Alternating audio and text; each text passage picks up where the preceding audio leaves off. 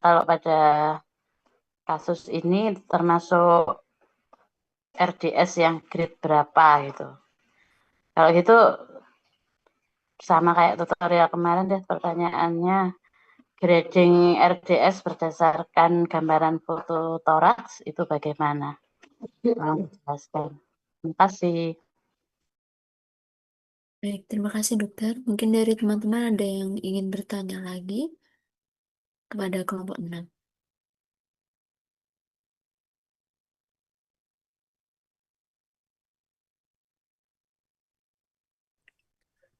Dek, tolong yang mapping yang paling terakhir itu tadi ditampilkan.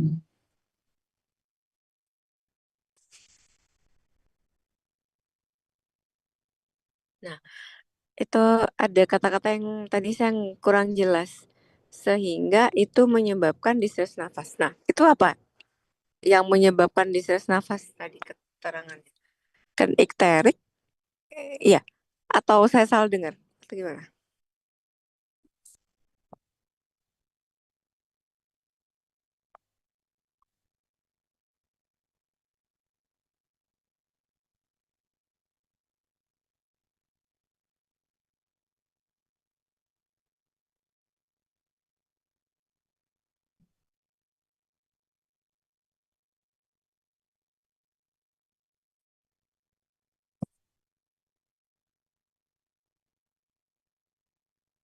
Untuk kelompok 6, silakan dijawab pertanyaan.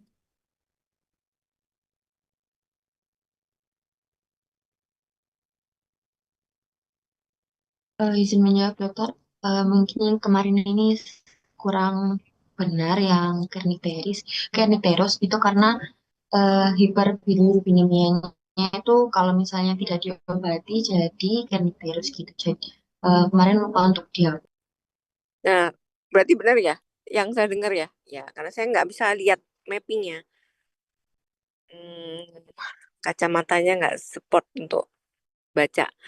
eh Pertanyaannya jadi ya nanti diperbaiki ya, karena itu jelas-jelas misleading. Jadi nggak distress nafas itu Ken icteric itu eh tidak menyebabkan distress nafas. Jadi apa itu kan icteric dan kemudian klinisnya tuh apa dan bahayanya apa? Udah itu pertanyaan dari saya. Nah, silakan dijawab. Mau dijawab langsung apa nunggu yang lain? Nunggu 3 presentasi dulu? Mungkin langsung dijawab nih Iya, dokter. silakan. Iya, lebih enak langsung ya. Iya. Untuk kelompok 6, silakan dijawab dari pertanyaan dari teman-teman dan dokter Rima dan dokter Yani. Baik, terima kasih untuk kesempatannya. Izin menjawab untuk pertanyaan yang pertama terlebih dahulu. Mengapa pemberian surfaktan ini dianjurkan kepada bayi pada pasien ini dan idealnya itu diberikan kapan? Karena tadi kan pasien itu RDS prematur kurang dari 35 minggu. Jadi idealnya diberikan sebagai early rescue dalam 24 jam pertama untuk mengurangi tingkat morbidity. Lalu untuk pertanyaan dari Dokter Rima, grading dari RDS-nya ini dibagi jadi 4. Kalau yang pertama itu terdapat gambaran retikulogranular yang halus pada kedua lapang paru, terutama di daerah perihilir dengan airborne program yang minimal. Kalau yang lalu ada grade 2, itu gambaran retikulogranularnya itu lebih besar dan lebih luas, mencakup sebagian besar dari lapang parunya. Lalu airborne programnya itu tampak lebih jelas dan meluas hingga ke perifer parunya. Lalu kalau yang grade 3 itu gambaran retikulogranularnya itu padat dan homogen, memberikan tampilan white lung secara difus pada seluruh tapak paru. Lalu airborne programnya itu prominent dan terlihat jelas di seluruh area paru. dan batas jantung diafragmanya sulit dibedakan. Lalu untuk grade 4 itu paru-parunya tampak opak tanpa ada airborne program yang jelas dan menunjukkan atelektasis yang luas dan berat. Nah, langkah baiknya kalau sambil ditunjukkan gambarnya, jadi temenmu itu nggak hanya menerawang gitu ya, ini kayak gimana maksudnya gitu. Tinggal share screen aja kan cepet gitu. Mana gambarnya?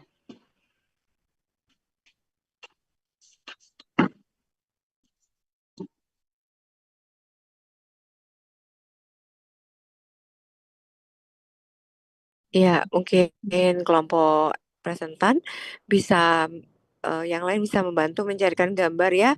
Ini mumpung ada Dokter Ima dan kita semua menyaksikan online, jadi bisa ditambahkan nanti sama Dokter Ima terkait dengan pembacaan foto torak. Nah, sekalian Ini sudah ada ya, oke. terjadi Ya, minta tolong maaf, yang minta tolong yang kelompok 5, yang kelompok 6, tolong dicarikan gambar MAS juga ya. MAS, kemudian neonatal pneumonia. Nah, nanti biar sekalian nanti tak tolong Dokter Ima untuk menjelaskan perbedaannya, Dok, secara radiologi, biar sekalian kita bisa belajar sama-sama dari case report ini dan develop dari kasus ini. Nah, nanti kelompok 6 tolong dicari contoh MAS sama neonatal pneumonia sama pneumotorak.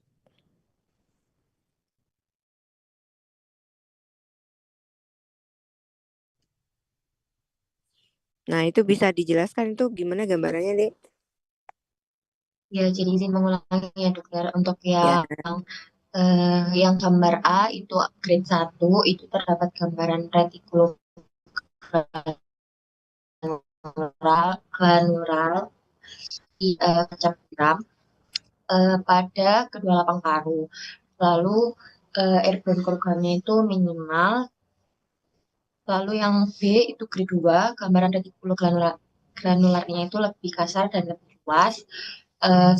Mencakup sebagian besar lapang paru, lalu airborne programnya itu tampak lebih jelas dan meluas hingga ke perifer paru. Lalu yang C itu grade 3, gambaran retikulogranularnya itu padat dan homogen, memberikan tampilan white lung. Lalu airborne programnya itu prominent dan terlihat jelas di seluruh area paru. Untuk yang D itu grade 4, paru-parunya itu tampak sepenuhnya opak tanpa ada airborne program. Mungkin ada tambahan atau koreksi dokter?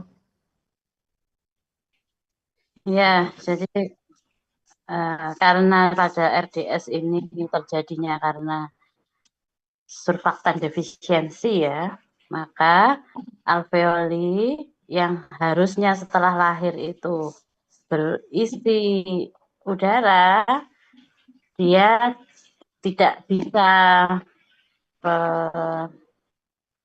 terisi udara sehingga akan menyebabkan gambaran yang diffuse ya, diffuse bilateral mikroatelektasis. Kenapa mikroatelektasis? Karena yang tidak bisa berkembang itu di tingkat alveoli. Karena tadi tegangan permukaan alveoli yang tidak didukung oleh surfaktan yang defisiensi. Selain itu juga ada kombinasi, ada selular debris yang disebabkan karena kerusakan dari alveoli juga, sehingga parunya nggak bisa berkembang sempurna ya. Nah, jadi gambarannya apa? Penurunan volume paru. Kemudian ada ground glass opacity yang simetris. Itu harus simetris karena memang terjadinya di seluruh paru. Kalau asimetris di kanan saja atau di kiri saja, di atas saja atau di bawah saja atau di tengah saja misalnya ya, itu berarti bukan HMD atau RDS ya. Kemudian karena parenkim paru yang harusnya berisi terlihat lusen atau hitam karena isinya udara, ini jadi putih ya. Makanya pada yang grade 4 yang sudah berat itu white lung. Jadi parunya jadi putih sehingga batas antara jantung kan warnanya emang putih ya karena padat ya, bukan berisi udara. Maka batas antara jantung dan parunya sudah susah untuk dilihat ya. Kardiak siluet sign-nya hilang gitu. Harusnya kardiak siluetnya itu terlihat, pinggang jantung atau batas jantungnya itu terlihat. Ini nggak terlihat lagi karena parunya yang bermasalah ya. Kemudian gradingnya bisa berupa dilihat dari retikulogranuler, gambaran retikulogranuler, dan air bronkogram juga bisa berupa konsolidasi ya kalau sudah berat yang sampai white lung itu bukan disebut infiltrat lagi kalau sudah white lung itu.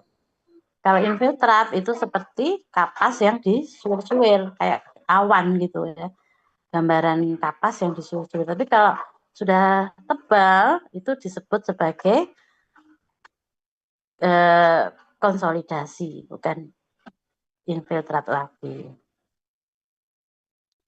Jadi kalau yang grade awal itu hanya mild ya, ground glass opacity atau retikulogranulernya itu hanya sedikit, mild aja, hanya tidak sampai ke tepi ya, tidak sampai ke perifer, jadi di daerah sentral dan bilateral. Itu kuncinya harus simetris kanan kiri.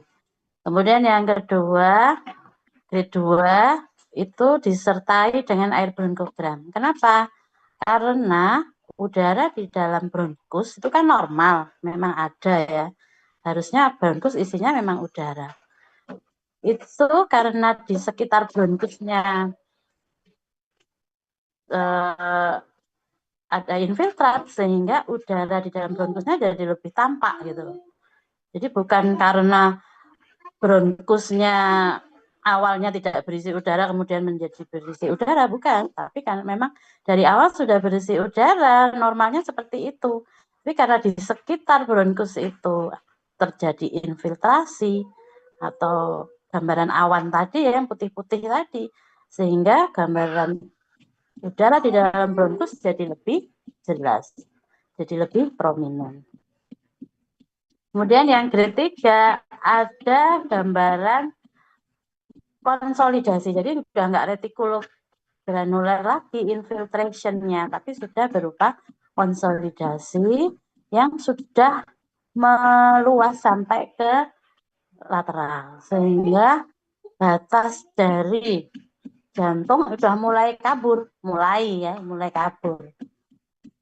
Begitu pula batas paru dengan diafragma itu sudah mulai. Nah, baru yang grade 4 ini yang komplit sudah ya, white lung karena semuanya parunya putih. Itu diingat-ingat kunci untuk gambaran RDS. Ya mungkin itu aja gambarannya. Terima kasih. Oh ya, Dokter Ima. Dokter Ima, saya tanya, kalau RDS, hyaline membran disease, karena prematuritas, sama hyaline membran disease karena dia makrosomia dengan ibu diabetes, itu secara radiologis akan berbeda apa tidak? Penyebabnya beda, tapi gambarannya sama aja dong. Oh ya, oke. Ya, gitu ya adik-adik. Jadi ada perkecualian kalau namanya hyaline membran disease itu memang mostly memang natural ya, terjadi pada prematur karena memang defisiensi surfaktan dan memang imaturitas surfaktan. Namun ada satu kondisi yang harus kita cermati dan jangan kelolosan. Kalau menerima bayi dengan ibu diabetes mellitus yang tidak terkontrol dan kemudian dengan makrosomia padahal dia aterem, tapi kok sesak, pikirkan salah satu opsinya adalah hyaline disease karena memang adanya hiperinsulinemia akan menyebabkan kontra pada produksi surfaktan pada bayi. Itu tambahannya. Jadi secara radiologis nggak beda ya, Dok. Jadi Iya, tahu saya gitu. ya, ya, oke. Bisa ditampilkan yang ini deh, MAS sama yang neonatal pneumonia. Karena kan kasus yang contoh case report-nya hanya ini ya. Jadi kita belajar beda radiologis nih, mumpung ada Dokter Ima bisa memberikan masukan. Ini apa yang ini? Ini yang MAS. Oh iya. Bagaimana Dokter Ima kalau MAS tuh patognomonisnya di radiologi itu akan tambah seperti apa? Iya. Kalau MAS itu kan dia inhalasi dari mekonium yang berisi cairan amnion ya. Biasanya dia nggak ada riwayat prematur, malah posterem biasanya bayinya ya. Kemudian kondisi inhalasi dari mekonium yang mengkontaminasi cairan amnion intrauterin itu akan menyebabkan komplikasi berupa superinfeksi dari kuman. Bisa juga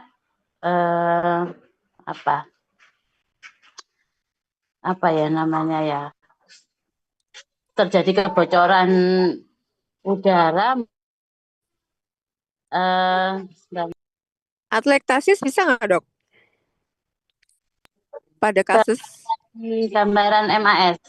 Iya, kan Ya, kalau dia masih fase-fase yang awal gitu ya, biasanya kan patchy infiltrat aja karena ada obstruksi ya di sana sini karena dia masa berat jenisnya kan mekonium yang terinhalasi itu kan besar jadi ada mekanisme obstruksi. Tapi kami juga pernah dapat kasus yang berat itu bisa sampai atelektasis di salah satu lobus parunya. Ya, jadi bisa. Jadi adanya mekonium yang tadi mengkontaminasi cairan amnion itu bisa menyebabkan obstruksi di tingkat airway yang paling kecil ya, airway yang kecil, bronchiolitis obstruction itu bisa. Kemudian juga ada keterlibatan disfungsi dari surfaktan yang ada, yang sudah terbentuk, sehingga akan menyebabkan air trapping dan juga atelektasis.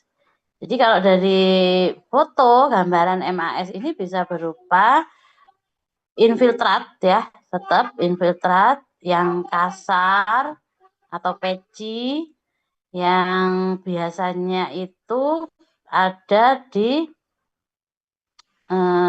bilateral ya, diffuse. Kemudian ada juga cairan di visura. Jadi visura paru kan ada visura horizontal atau visura mayor dan visura minor ya. Nah, itu akan terakumulasi cairan di situ. Bisa juga berupa efusi pleura, bisa juga atelektasis tadi yang ditemukan Dr. Yeni. Juga bisa terjadi air trapping itu kan udaranya nggak bisa keluar ya, terperangkap gitu ya. Jadinya bisa juga terjadi emfisema yang vokal. Jadi biasanya di basal paru yang sering terjadi itu. Kemudian kalau terjadi atelektasis itu berarti sudah terjadi obstruksi total pada bronkus sehingga terjadi atelektasis, tergantung bronkus mana yang terobstruksi. Bisa di lobus superior, medius, atau inferior kalau kanan ya. Terus pleural effusion ya, sudah tadi saya sebutkan ya, ada bisa juga terjadi pleural effusion. Jadi gambarannya bedanya apa? Kalau tadi retikulogranuler, gambaran retikuler itu yang gambaran garis-garis gitu loh. Garis-garis yang memanjang disertai granuler kecil-kecil, bulat-bulat kecil gitu ya infiltratnya kalau pada HMD halus gitu. Kalau ini gambarannya bedanya kasar, patchy, dan diffuse. Infiltrat sampai bisa juga menjadi, kalau lebih banyak jadi konsolidasi. Itu sih bedanya. Ya, dan diagnosis tetap berdasarkan pada klinis dan juga laboratoris ya dok.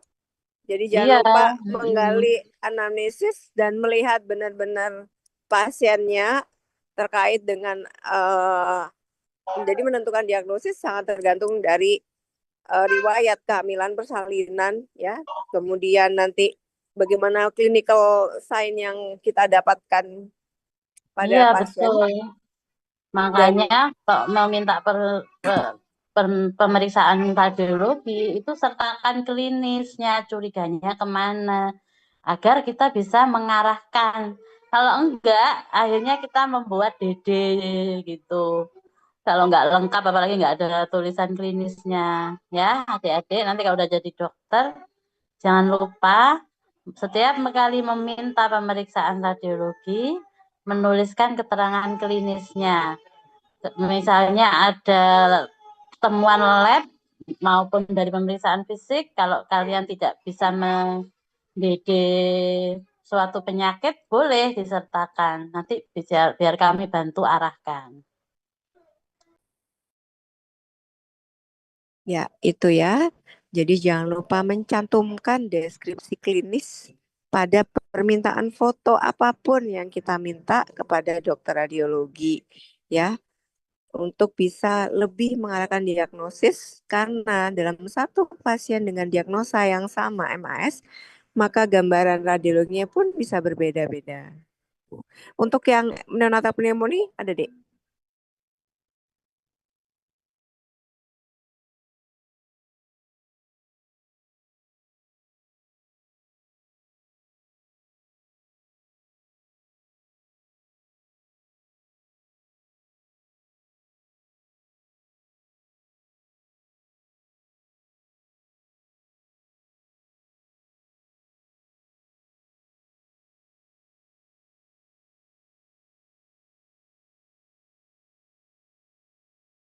Ini yang pneumonia.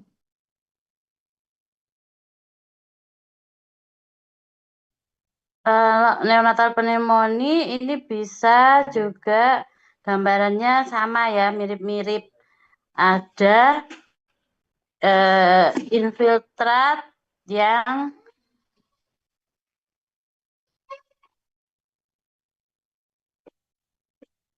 bisa terjadi pada kedua paru, tapi tidak simetris biasanya ya. Kemudian gambarannya itu kadang tidak spesifik karena mirip-mirip dengan RDS ya. Terus bronchopulmonary dysplasia gitu. Jadi mirip-mirip juga sih gambarannya.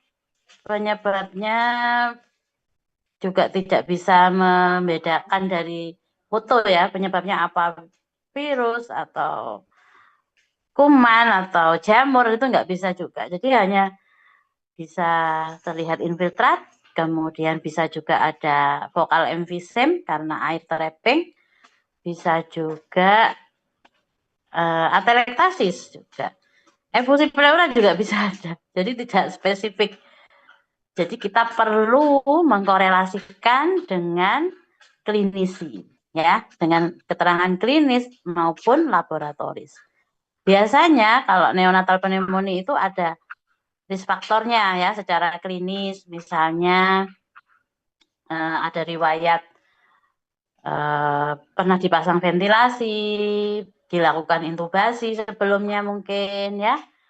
kemudian ada infeksi dari ibunya, riwayat infeksi ibu, atau dia pernah riwayat ada aspirasi mekonium, itu juga nantinya akan bisa terjadi pneumonia ya. Kemudian bisa juga infeksi torch, itu juga bisa jadi risk factor, atau infeksi perinatal ya, bisa dari infeksi kuman E. coli atau streptococcus dan lain-lain. Jadi gambarannya apa? Asimetris kalau ini. Kalau tadi HMD kan simetris ya, harus diffuse bilateral. Kalau ini asimetris, dia tergantung infiltratnya itu ada di mana aja, tidak beraturan ya. Tidak harus terjadi bilateral dan tidak harus sama. Misalnya bilateral itu diffuse, simetris itu enggak harus seperti itu, tergantung bagaimana progresivitas dari penyakit, tergantung juga penyebabnya mungkin ya, etiologinya. Gitu kalau neonatal pneumonia. Ya, terima kasih Dokter Rima. Untuk yang neonatal pneumonia yang harus kita ingat menjadi DD utama untuk RDS pada bayi adalah jika indikasi persalinannya adalah infeksi ibu. Jadi ibunya tuh udah jelas-jelas ada source infection, ISK bisa. Kemudian infeksi intrauterin apapun ya. Nah, kenapa? Karena salah satu target organ infeksi intrauterin pertama kali itu adalah di paru-paru. Jadi labnya biasanya jelek. Bayi-bayi neonatal pneumonia lahir itu labnya udah abnormal. Bisa leukositosis atau leukopenia. Jadi bahkan pada bayi-bayi yang early onset sepsis itu pada hari-hari pertama itu labnya juga sudah sepsis. Leukopenia, trombositopenia gitu. Jadi dan gambarannya bisa ini ya, kalau gambaran torak itu seperti yang Dokter Rima sebutkan tadi bisa mirip-mirip. Sehingga kita sebagai dokter ya, klinisi harus menuliskan riwayat riwayat ibu, persalinan, kehamilan persalinan seperti apa untuk bisa mengarahkan diagnosa lebih detail. Itu tambahannya. Udah, bisa lanjut menjawab pertanyaan yang lain.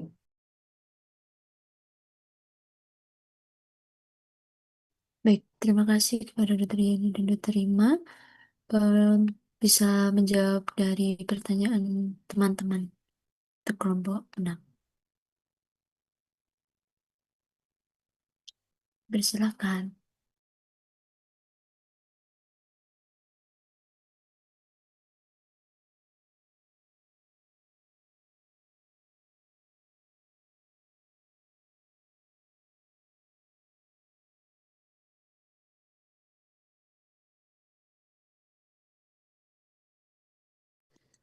Baik, saya izin menjawab untuk pertanyaan yang dari Dokter Yeni tentang kernicterus. Jadi kernicterus ini kan kerusakan otak akibat dari hiperbilirubinemia, sehingga bilirubin yang terlalu banyak di darah ini bisa menembus sawar otak, kemudian dia mengendap di jaringan otak, sehingga menyebabkan efeknya itu akan menjadi sifatnya toksisitas, menyebabkan kerusakan otak. Biasanya gejala yang muncul itu gejala-gejala neurologis seperti bayinya tampak lemas atau letargi, kemudian hipotonia juga bisa, atau bisa berubah menjadi hipertonia. Kemudian karena banyaknya bilirubin di darah itu menyebabkan kuning atau anggota tubuhnya itu bisa kuning. Biasanya dilihat dari konjungtiva. Kemudian kegawatannya itu bisa terjadi ketika sudah terjadi demam, kejang, kemudian juga gangguan nafas. Mungkin sekian dari saya. Terima kasih. Baik, terima kasih. Mungkin ada pertanyaan yang belum dijawab lagi. Ya, eh, apakah Ken ikterik ini permanen?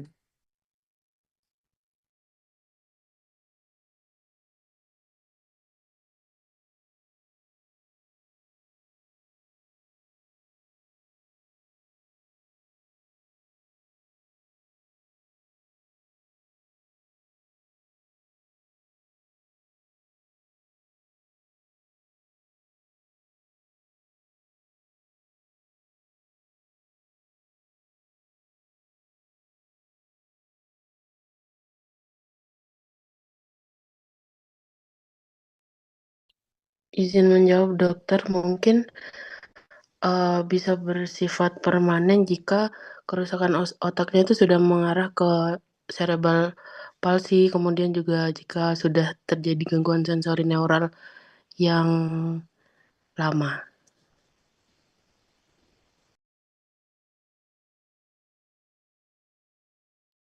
Ya, sayangnya memang kalau sudah ada pewarnaan pada ganglia basalis, itu si bilirubin indirect itu nggak bisa diambil lagi gitu ya. Sehingga makin dia itu kuning dan menyebabkan pewarnaan atau akan ikterik di situ, maka efeknya adalah sequel pada perkembangan. Mengapa? Itulah mengapa kalau kita dapat pasien kuning, apalagi kuningnya tuh udah lebih dari ambang normal, maka treatment tuh memang harus dilakukan. Jadi harus bisa membedakan benar-benar ikterik patologis sama ikterik fisiologis. Kalau ikterik sudah patologis, maka treatment harus dilakukan sesegera mungkin untuk mencegah adanya sequel ya, terutama pada tumbuh kembang anak pada tahun-tahun mendatang gitu ya. Salah satu yang tabisan pertama adalah dengan melakukan fototerapi ya, fototerapi gitu berapa serial. Kemudian yang paling ultimate untuk mengurangi ikterik adalah dengan transfusi tukar. Itu kalau udah ekstrim. Nah, biasanya penyebabnya memang berkaitan dengan penyakit-penyakit yang berat. Oke, silakan dilanjutkan kasus berikutnya mungkin. baik. Terima kasih kepada Dokter Yani dan Dokter Rima atas feedbacknya. Terus selanjutnya mungkin kita lanjut ke presentasi dari kelompok 7. Eh, untuk kelompok 7 diberi waktu presentasi selama 10 menit dan tanya jawab 15 menit. Bagi kelompok 7 dipersilakan.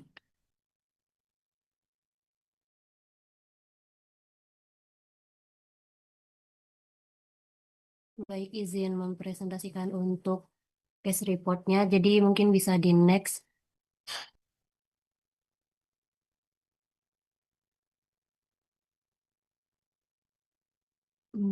Di next lagi.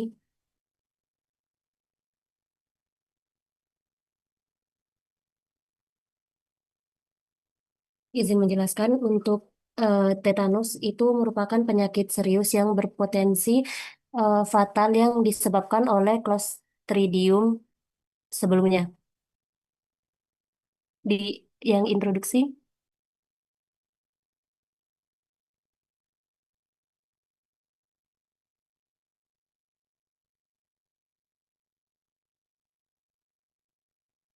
Yang disebabkan oleh Clostridium tetani atau bakteri anaerob yang pembentuk spora. Di mana ketika bakteri ini memasuki tubuh melalui luka pada daerah yang rentan, yaitu akan menghasilkan senyawa neurotoksik yang kuat yang juga dikenal sebagai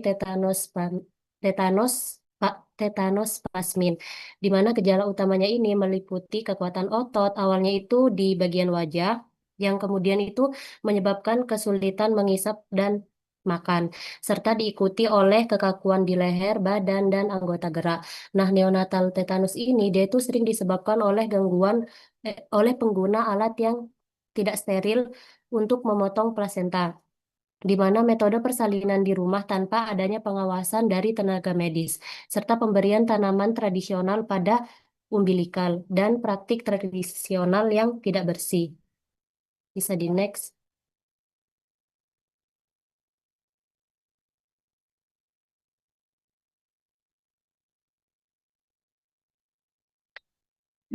Nah, untuk subjektifnya yaitu bayi laki-laki berusia 6 hari, lahir di rumah, ditolong oleh keluarga tanpa tenaga kesehatan, di mana tali pusatnya ini dipotong dengan gunting yang tidak steril dan diberi campuran henna, serta tanaman tradisional pada umbilikus dan skrotum.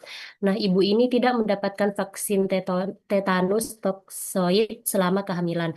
Untuk keluhan utamanya yaitu terdapat tangisan berlebihan, kejang, tidak dapat menyusu sama sekali, serta demam dan tubuh kaku. Kemudian pada riwayat penyakit sekarang, di mana ditemukan pada hari pertama sampai ketiga itu tidak ada masalah. Kemudian pada hari keempat itu dia itu bayinya mulai rewel, skin berkurang, tubuh kaku saat disentuh. Kemudian pada hari kelima dan keenam, demam dan tidak mau menyusui. Pada riwayat kehamilan dan persalinan, di mana ibunya itu berusia 40 tahun, tidak imunisasi tetanus toksoid, serta persalinannya itu di rumah, alat potong yang tidak steril, serta perawatan tali pusat yang tidak higienis. Bisa di next.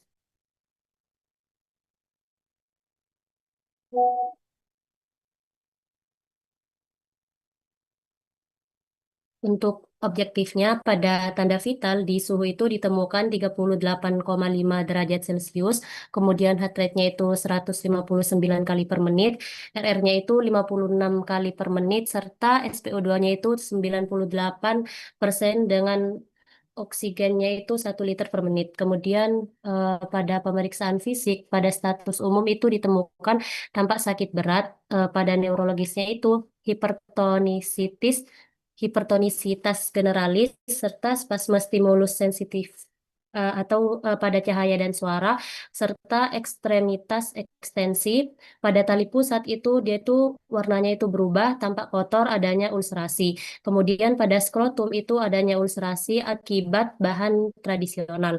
Kemudian pada pemeriksaan penunjang di darah rutinnya itu didapatkan normal untuk usia neonatus, di CRP-nya itu normal, elektrolitnya juga normal, di CSV-nya itu jernih, kultur negatif. Kemudian di blood culture dia itu tidak ada pertumbuhan bakteri. Bisa di next.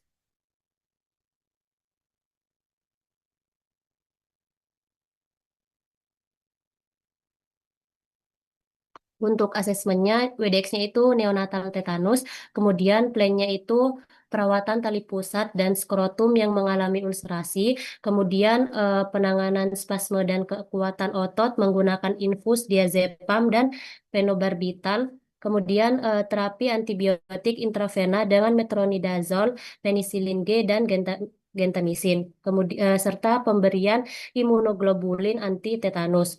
Kemudian dilakukan juga terapi oksigen berkelanjutan diikuti dengan intubasi endotrakeal untuk memberikan perlindungan nafas. Bisa di next. Ini untuk referensinya. Saya kembalikan ke moderator.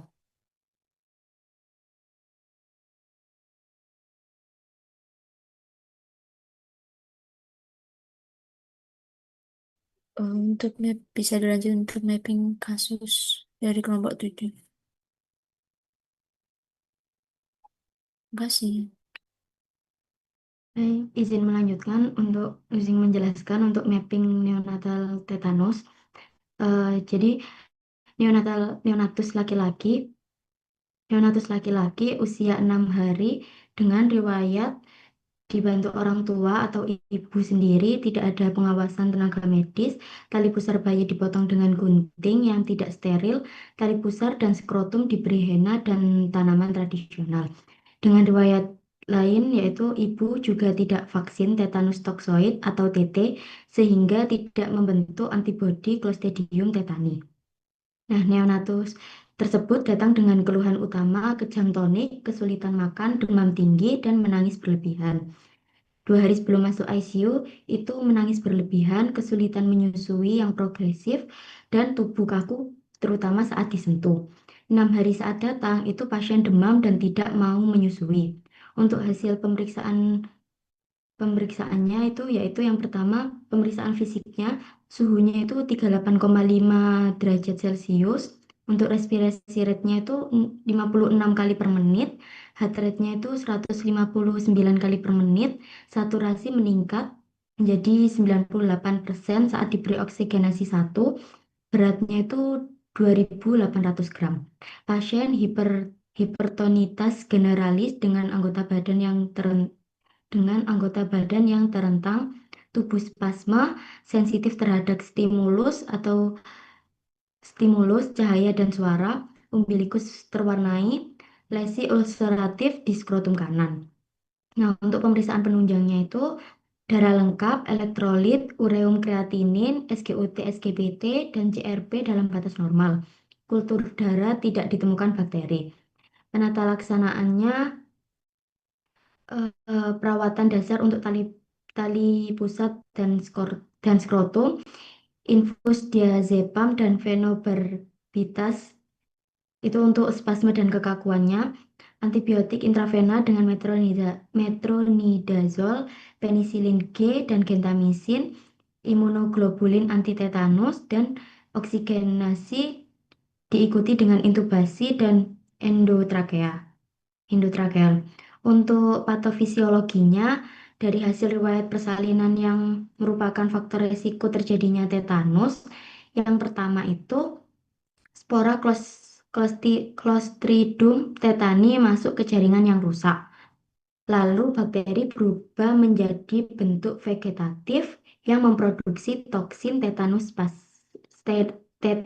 spasmin, di mana tetanus spasmin ini masuk ke ujung saraf motorik di luka, lalu bergerak secara retrograd menuju medula spinalis dan batang otak. Kemudian tetanus spasmin berikatan dengan reseptor neuron dan menghambat protein snare yang berperan dalam neuroexositosis, sehingga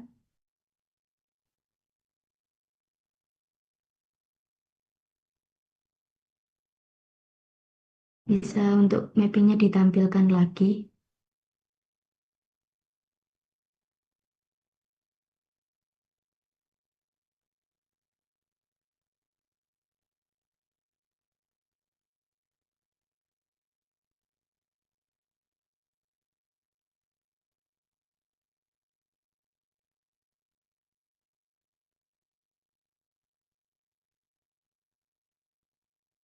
Baik, izin melanjutkan untuk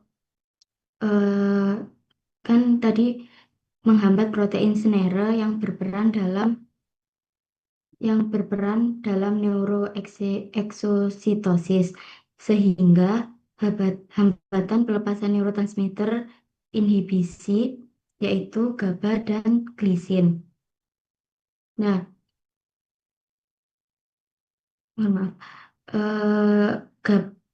sehingga menyebabkan ambang rangsang rendah dengan adanya faktor pemicu cahaya, suara, dan sentuhan yang menimbulkan kejang. Lalu untuk terjadinya hambatan pelepasan neurotransmitter inhibisi itu, refleks rangsang menjadi meningkat dan neuromotorik menjadi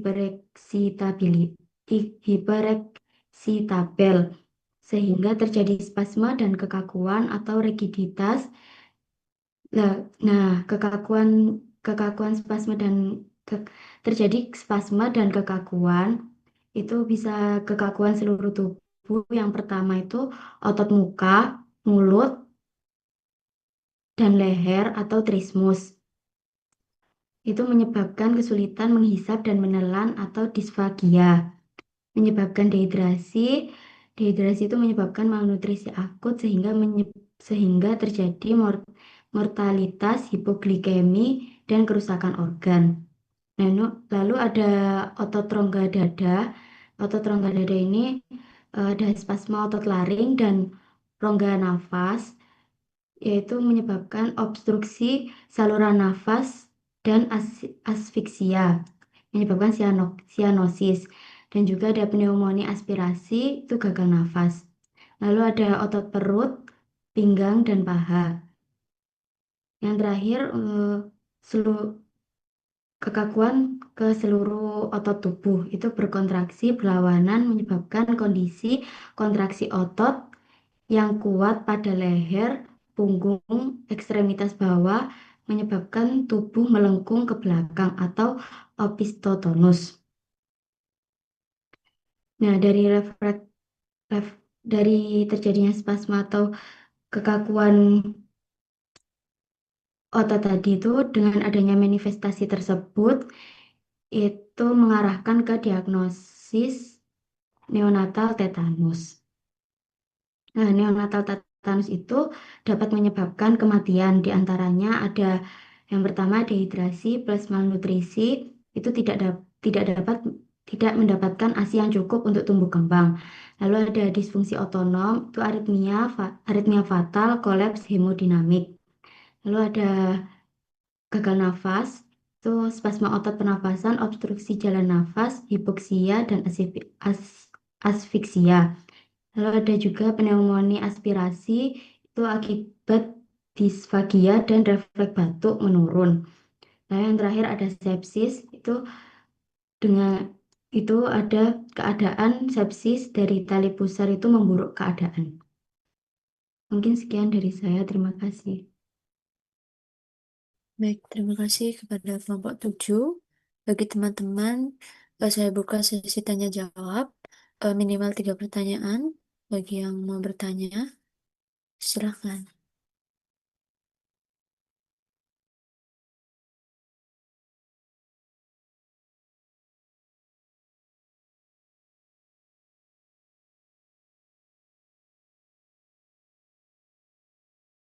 Baik, jadi izin bertanya. Jadi mengapa spora Clostridium tetani itu hampir tidak pernah terdeteksi pada kultur darah maupun cairan cerebrospinal pada kasus tetanus neonatal tersebut? Mungkin sekian. Terima kasih. Baik, terima kasih. Mungkin dari teman-teman yang lain ada yang ingin bertanya kepada kelompok 7. Izin bertanya, saya Nurul Fitria dari kelompok 10 mengenai case report neonatal tetanus. Ini kenapa kok vaksin tetanus itu tidak diberikan secara langsung kepada bayi yang baru lahir? Mungkin seperti itu. Terima kasih. Mungkin ada lagi dari teman-teman yang ingin bertanya kepada kelompok 7.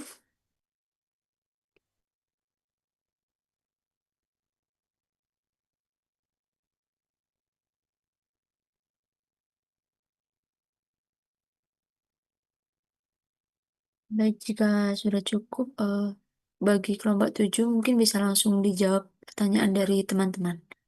Terima kasih. Baik, saya izin menjawab pertanyaan yang pertama. Kenapa Clostridium tetani ini tidak pernah terdeteksi gitu ya pada cairan atau kultur darah. Jadi sebenarnya untuk patogenesisnya sendiri, tetanusnya itu tidak tergantung pada penyebaran bakteri ke dalam darah atau ke cairan tubuhnya, tetapi pada produksi dan penyebaran toksin. Atau yang kita biasanya tahu itu tetanus plasmin. Nah, jadi dari tempat infeksi lokalnya ini, dia muncullah gejala neurologis berat. Jadi, pada tetanus neonatal, bakterinya itu tumbuhnya secara anaerob di jaringan nekrotik atau luka umbilikus yang kotor. Nah, bakterinya itu tidak menyebar secara sistemik, sehingga tidak masuk ke dalam darah, sehingga kultur darahnya itu biasanya ditemukannya negatif. Terus juga tidak menembus saluran darah otak, jadi cairan cerebrospinalnya juga tetap jernih, normal, dan kulturnya juga negatif. Jadi yang nyebabin gejalanya itu bukan bakterinya, tapi toksinnya. Nah, Clostridium tetani itu kan menghasilkan tetanus plasmin tadi, toksin neurotropik yang akan masuk ke terminal saraf perifernya di luka. Terus dia akan bergerak melalui transport aksomal retrograd melalui SSP. Nah, di SSP dia akan menghambat pelepasan neurotransmitter inhibitor GABA dan glisin itu. Lalu dia akan menghasilkan spasme dan kekakuan yang khas. Jadi toksinnya itu berjalan melalui saraf, bukan melalui darah. Sehingga pada pemeriksaan kultur darah dan CSF biasanya itu tidak menunjukkan adanya bakteri. Jadi hasilnya tetap negatif. Mungkin itu untuk pertanyaan yang pertama. Saya izin untuk melanjutkan ke pertanyaan yang kedua. Kenapa vaksinnya itu diberikan ke bayi yang baru lahir? Karena eh, kenapa vaksinnya tidak diberikan langsung kepada bayi yang baru lahir gitu ya? Karena pada bayi baru lahir itu dia belum mampu menghasilkan respon imun adaptif aktif. Nah, jadi imun bayinya itu masih belum sempurna.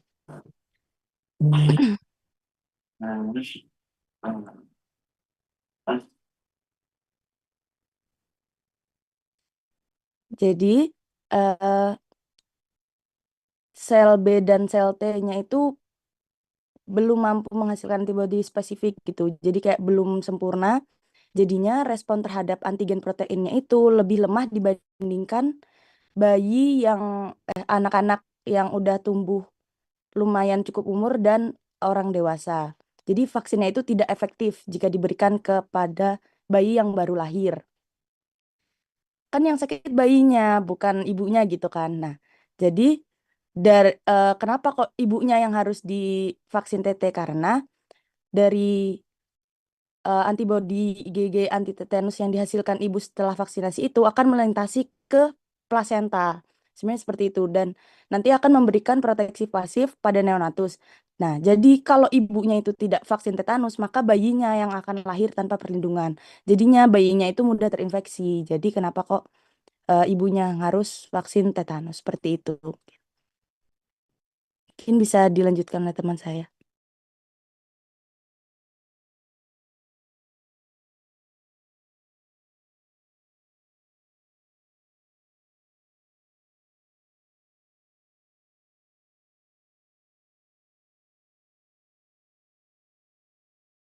Baik, terima kasih kepada kelompok 7. Mungkin dari Dokter Yeni, Dokter Rima, dan Dokter Angga ada pertanyaan atau feedback kepada kelompok 7, Dokter. Saya belum.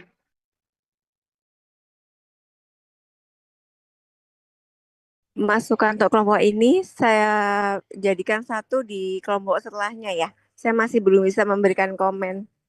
Lanjut dulu aja, Dek. Baik, Dokter. Baik, terima kasih kepada kelompok 7 yang telah mempresentasikan. Selanjutnya, untuk kelompok 8, saya beri waktu presentasi selama 10 menit dan tanya jawab selama 15 menit. Kepada kelompok 8, dipersilakan. Baik, terima kasih untuk waktunya. Sebelumnya izin perkenalkan, nama saya Ahmad Walid, M2230211. Sini menjadi perwakilan dari kelompok 8 untuk mempresentasikan case report mengenai shock anafilaktik. Jadi next.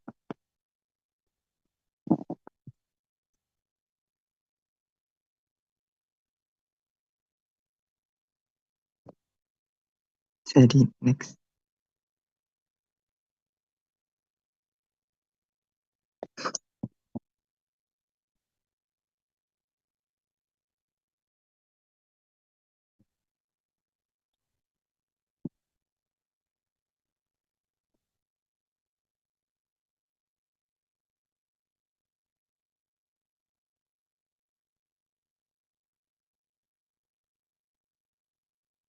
Baik, sini didapatkan SOAP, yaitu yang pertama ada subjektif pada kasus pasien anak usia 3 tahun dengan keluhan utamanya itu ada demam tinggi 39,1 derajat Celcius.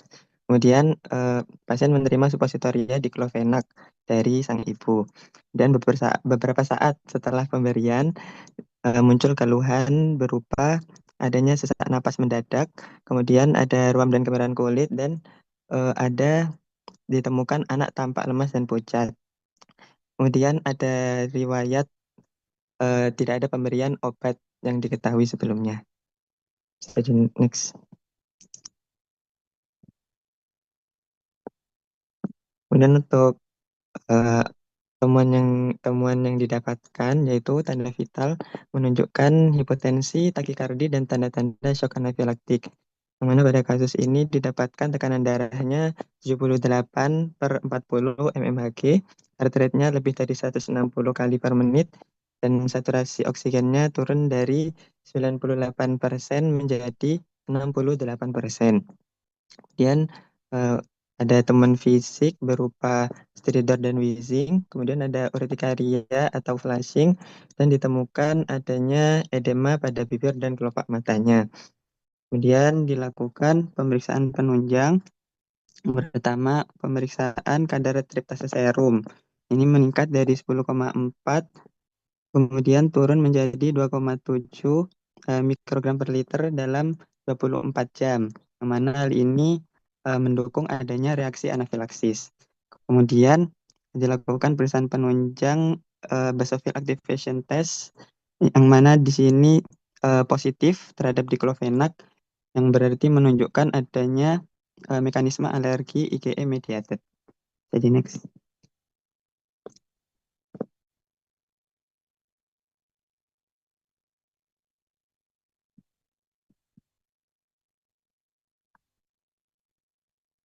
Baik, selanjutnya untuk asesmen bisa ditegakkan diagnosis utama yaitu anafilaktik shock akibat diklofenak suppositoria, yang mana mekanismenya didukung oleh pemeriksaan penunjang tadi. Kemudian untuk diagnosis bandingnya bisa shock septic, kemudian bisa juga reaksi non-imunologis NSAID. Jadi next. Kemudian dilakukan tata laksana. Yang pertama diberikan injeksi epinefrin intramuskular 0,5 mg per kilogram berat badan.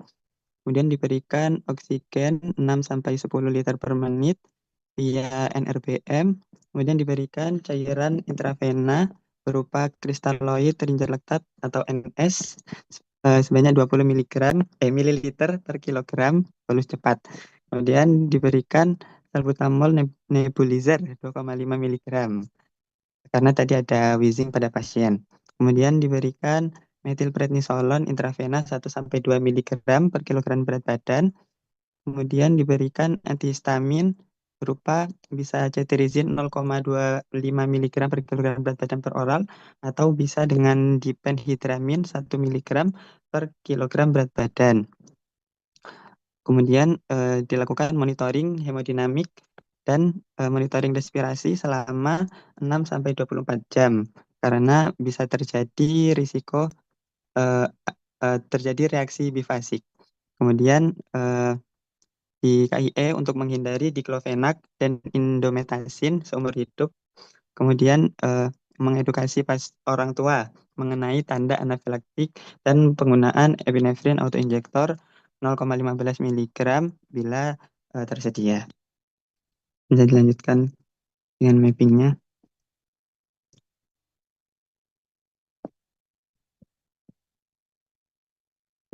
Untuk mappingnya di sini ada anak usia 3 tahun dengan keluhan demam tinggi 39,1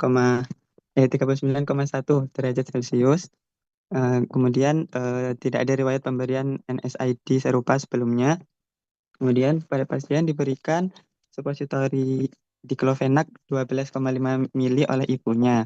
Kemudian pada kurang lebih 30 menit setelah diberikan, muncul gejala berupa sesak napas mendadak, ruam urtikaria, dan pembengkakan pada bibir dan kelopak mata, serta anaknya tampak lemas. Kemudian pada temuan klinis didapatkan tekanan darahnya 78 sampai 78 atau 40 mmHg, dan heart rate-nya lebih dari 160 kali per menit, dan saturasi oksigennya turun dari 98% menjadi 68%.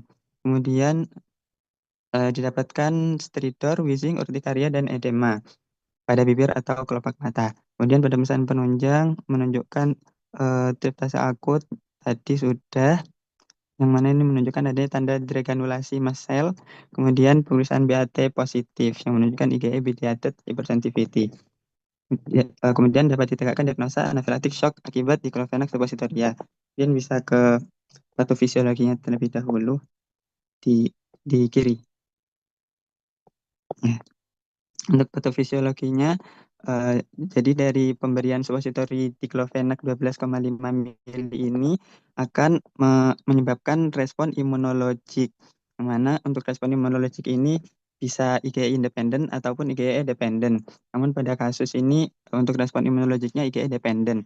Jadi berawal dari paparan diklofenak, kemudian antigen presetting sel mengenali antigen dari diklofenak, kemudian mengaktifasi sel T. Kemudian dari sel T ini akan merangsang sel B untuk menjadi sel plasma dan menghasilkan imunoglobulin E yang spesifik. Kemudian dari IgE ini akan berikatan dengan reseptor di sel mas dan sel basofil. Kemudian sel-sel tadi akan menjadi sensitif terhadap antigen. Bisa di-scroll ke bawah. Kemudian jika selnya menjadi sensitif, maka pada paparan selanjutnya antigen ini akan menyebabkan cross linkage IgE pada sel mas, yang mana nanti akan terjadi respon inappropriate mast cell activation, yang mana dari situ sel mas akan degranulasi dan melepaskan mediator-mediator inflamasi. Yang mana mediator inflamasi ini ada histamin, kemudian ada mediator lipid seperti leukotrienes dan prostaglandin, kemudian ada mediator lain seperti triptase, PAV, dan TNF, yang mana pada kasus ini triptase pada pasiennya meningkat. Kemudian dari efek dari mediator inflamasi ini akan menyebabkan hipoperfusi jaringan, kemudian terjadi vasodilatasi ataupun dan peningkatan pembuluh darah. Sehingga untuk manifestasi klinisnya itu adanya kelainan pada kulit seperti adanya urtikaria, dermatitis atopik, dan angioedema. Kemudian dari mediator lipid ini juga dapat mengaktifasi neutrofil dan peningkatan sintesis kemokin, yang mana ini akan menyebabkan terjadinya bronkokonstriksi. Kemudian untuk manifestasi klinisnya ditemukan adanya wheezing pada pasien, sehingga diagnosa anafilaktik dapat ditegakkan. Saya dilanjutkan ke tata laksananya yang sebelah kanan.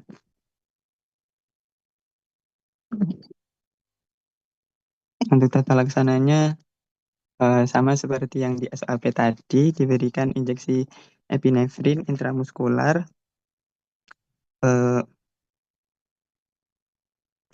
obat utama yang merupakan obat utama untuk anafilaktiknya. Kemudian diberikan oksigen 6-10 liter per menit menggunakan posisi semi fowler, yaitu posisi setengah duduk atau posisi kepala tempat tidur kepala tempat tidur dinaikkan ya. Kemudian dapat diulang bila diperlukan. Kemudian diberikan cairan intravena kristaloid cepat untuk mengatasi potensinya tadi. Bisa berupa derinjer laktat ataupun natrium sitrat dengan dosis 20 ml per kilogram. Kemudian diberikan salbutamol nebulizer karena tadi ada wheezing. Kemudian diberikan kortikosteroid intravena bisa berupa metilprednisolon 1-2 mg per kilogram berat badan untuk mengurangi peradangan dan mencegah terjadinya reaksi bifasik. Dan diberikan juga antihistamin berupa cetirizine 0,25 mg per kilogram berat badan atau diphenhydramine 1 mg per kilogram berat badan untuk mengurangi urtikaria atau ruam-ruam dan untuk mengurangi edema ringan pada pasien. Kemudian dilakukan monitoring 6-24 jam. Kemudian mencegah jangka panjang yaitu dengan meng-KIE untuk menghindari diklofenak dan indometasin. Kemudian mengedukasi orang tua juga.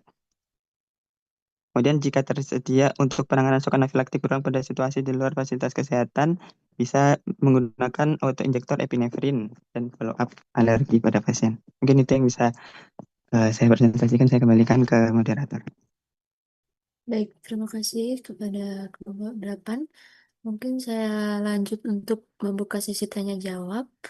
Bagi teman-teman yang ingin bertanya, dipersilahkan minimal 3 pertanyaan.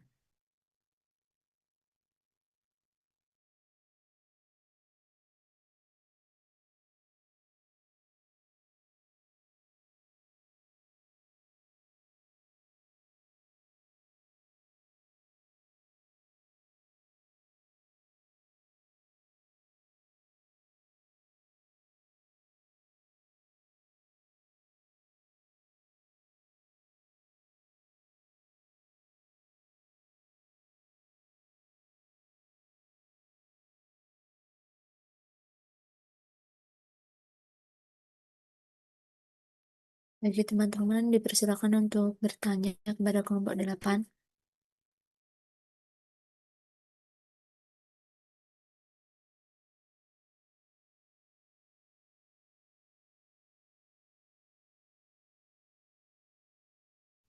Izin bertanya. Saya Syala Ratu Kirana, NIM 223009. Pada kasus ini, mengapa pada bibir dan kelopak mata itu paling cepat untuk terjadinya edem pada kasus anafilaksis? Mungkin itu saja. Baik, terima kasih. Untuk teman-teman yang lain, silakan bertanya kepada kelompok 8.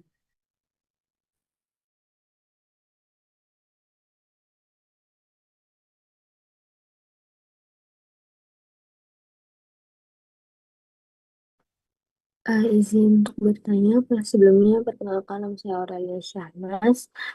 Tadi dalam konteks kasus ini, mungkin bisa dijelaskan mengapa terjadi reaksi beberapa saat setelah pemberian supositoria dan bagaimana hal tersebut mendukung mekanisme IgE mediated.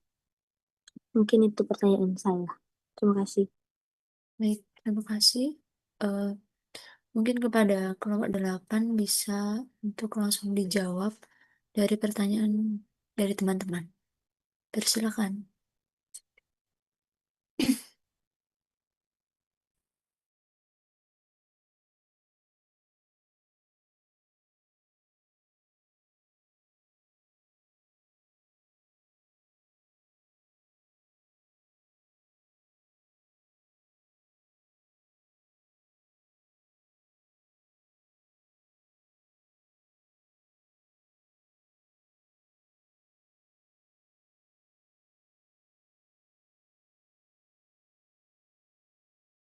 Izin menjawab untuk pertanyaan apa faktor yang membuat bibir dan kelopak mata menjadi lokasi edema yang paling cepat tampak pada anafilaksis. Jadi bibir dan kelopak mata itu menjadi lokasi yang paling cepat menunjukkan edema pada keadaan anafilaksis karena struktur anatominya itu memiliki jaringan ikat longgar dengan ruang antar sel yang luas. Ruang ini itu memungkinkan cairan lebih mudah berkumpul ketika terjadi peningkatan permeabilitas kapiler akibat pelepasan mediator inflamasi seperti histamin dan leukotrien. Selain itu, daerah ini juga memiliki banyak pembuluh darah kecil atau kapiler yang berada dekat dengan permukaan kulit. Ketika terjadi vasodilatasi dan kebocoran kapiler pada anafilaksis, cairan itu akan keluar ke jaringan sekitar dengan cepat, sehingga pembengkakan di bibir dan kelopak mata lebih mudah terlihat dibandingkan area lain. Mungkin bisa dilanjutkan oleh teman saya. Baik, di sini saya izin menjawab pertanyaan yang bagian dalam konteks kasus ini, mengapa kejadian reaksi terjadi beberapa saat setelah pemberian supositoria dan bagaimana hal ini mendukung mekanisme IgE mediated. Di sini saya izin menjawab mengenai pertanyaan itu. Reaksi IgE mediated itu biasanya itu muncul dalam menit sampai 1 jam setelah paparan alergen, di mana nanti supositoria diklovenaknya itu bakal memiliki absorpsi cukup cepat melalui mukosa rektum, sehingga alergen masuk ke sirkulasi dalam waktu singkat. Nah, onset cepat berupa sesak, flushing, dan penurunan tekanan darah sangat konsisten dengan hipersensitivitas tipe 1 yang dimediasi oleh IgE yang sudah ada sebelumnya, yaitu sensitivasi. Baik, mungkin apakah sudah terjawab pertanyaannya?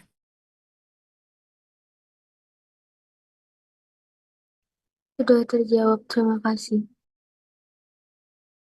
Baik, terima kasih kepada kelompok 8 dan teman-teman.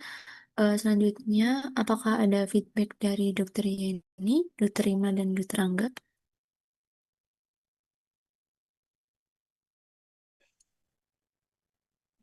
Sedikit feedback dari saya. Jadi penting sekali kita menggali riwayat alergi ya. Atau selain itu kemungkinan ada kelainan imunologi misalnya autoimun ya. Jadi faktor risiko seperti itu perlu digali sebelum memberikan terapi, karena meskipun ini suppositoria masih bisa mencetuskan reaksi shock anafilaktik. Dan kalau di referensi jarang natrium diklofenak suppositoria itu menyebabkan shock anafilaktik ya. Kita tahu kalau natrium diklofenak itu termasuk NSAID ya, yang sering kali dipakai dalam bentuk oral terutama, dan penggunaannya luas dan dianggap aman ya. Mungkin paling selama ini warningnya diminum setelah makan kayak gitu ya. Nah, ternyata pada beberapa orang itu masih ada resiko untuk terjadi reaksi anafilaktik dalam mekanisme pemberian apapun tuh tetap berisiko gitu loh intinya, termasuk suppositoria. Jadi itu yang harus diingat kalian nanti akan sering ya meresepkan ini golongan NSAID ini, jadi harus benar-benar aware terhadap kemungkinan yang terjadi. Terus yang penting juga adalah penata laksanaannya ya. Nanti mungkin akan lebih diberikan penekanan oleh Dr. Yeni. Itu aja. Terima kasih Dokter Rima. Dari Dokter ini. Ya, untuk anafilaksis ya, hati-hati sekali, karena bahkan tanpa riwayat ya alergi sebelumnya, setiap pemberian ya obat atau substansi apapun itu memiliki resiko anafilaksis. Beberapa tahun yang lalu kita kalau memberikan terapi antibiotik gitu, kita masih melakukan skin test. Skin test itu kita memberikan sedikit dari apa antibiotik gitu ya, sekian dosis yang diajarkan, kemudian kita teskan di intrakutan pada pasien yang akan diberikan antibiotik. Tapi prosedur skin test ini sudah tidak dilakukan secara rutin. Jadi karena apa? Ternyata dalam penelitian didapatkan insiden anafilaksis itu tidak bisa diketahui dari skin test. Jadi walaupun skin testnya negatif, itu tetap bisa menimbulkan reaksi anafilaksis. Sehingga prosedur skin test dihilangkan dan pemberian antibiotik secara prosedural harusnya mengikuti seluruh aturan pemberiannya adalah perlahan. Jadi tidak bolus. Jadi kayak di drip atau dititrasi pemberiannya itu pelan-pelan sehingga resiko untuk adanya anafilaksis itu lebih mudah diantisipasi karena dengan pemberian yang perlahan dan ini ya dengan dosis yang dimasukkan dalam 30 sampai 1 jam, maka jika ada tanda-tanda anafilaksis itu bisa diketahui. Nah, sayangnya alat ya untuk ini yang pemberian ya secara titrasi itu tidak semua punya, sehingga kita di ruangan biasanya menjembatani dengan memasukkan antibiotik itu ke dalam flash 100 cc kemudian diberikan secara drip, jadi di drip pelan-pelan. Itu ininya win-win solutionnya karena kita nggak punya syringe pump untuk semua pasien gitu. Sebenarnya nggak cuma antibiotik yang beresiko besar, NSAID, bahkan kita pernah dapat alergi ranitidin pernah ya. Jadi semua itu memiliki kemungkinan ya untuk menyebabkan anafilaksis walaupun memang golongan antibiotik memiliki potensi yang lebih besar. Kemudian tata laksananya jika ada anafilaksis karena ini adalah langsung ya reaksi alergi tipe 1 yang critically ill, maka bagaimana caranya mengatasinya? Pemberian adrenalin adalah yang paling cepat harus kita berikan. Itu adalah mandatory treatment untuk anafilaksis. Kenapa kok adrenalin bukan yang lain? Karena adrenalin adalah alpha adrenergic. Ketika terjadi reaksi anafilaksis yang berat, maka akan terjadi rilisnya mediator inflamasi ke seluruh tubuh yang diedarkan lewat sirkulasi gitu ya. Dan itu akan menyebabkan vasodilatasi seluruh tubuh, sehingga yang diperlukan waktu itu untuk menyelamatkan sirkulasinya adalah pemberian adrenalin. Untuk yang lain-lain, steroid, ya oksigenasi, cairan diberikan secara simultan, tapi adrenalin itu harus kita berikan lebih dulu. Cairan untuk keadaan shock anafilaksis tidak perlu terlalu banyak. Dikatakan hanya 10 cc per kilo untuk loading aja, dan pemberian adrenalin itu yang bertahap gitu ya, 0,3 cc ya, diberikan seputan dengan termin ya, kemudian evaluasi. Nah itu dikatakan cukup membantu karena benar-benar tidak ada sirkulasi loss di sini. Nah, kemudian pasien tetap harus diobservasi. Bagaimana survival rate-nya pada anafilaksis ini benar-benar nggak bisa diprediksi ya, tergantung dari severitas ya dan respon imun pasien masing-masing. Bisa kalau tata laksanaannya cepat ya, benar-benar immediate respon, dan kemudian pasien juga respon, maka outcome-nya akan baik. Namun seringkali sebagian juga tidak survive. Beberapa yang juga menimbulkan reaksi anafilaksis adalah transfusi. Jadi ada namanya TRALI ya. TRALI itu adalah transfusion related lung injury. Jadi pasien ditransfusi tiba-tiba sesak biru gitu ya. Nah dengan kita bantuan nafas lain-lain nggak ngefek gitu ya. Nah itu ternyata adalah bagian salah satu manifestasi klinis dari adanya anafilaksis, tapi di paru namanya TRALI. Nah khusus karena transfusi itu, jadi benar-benar hati-hati.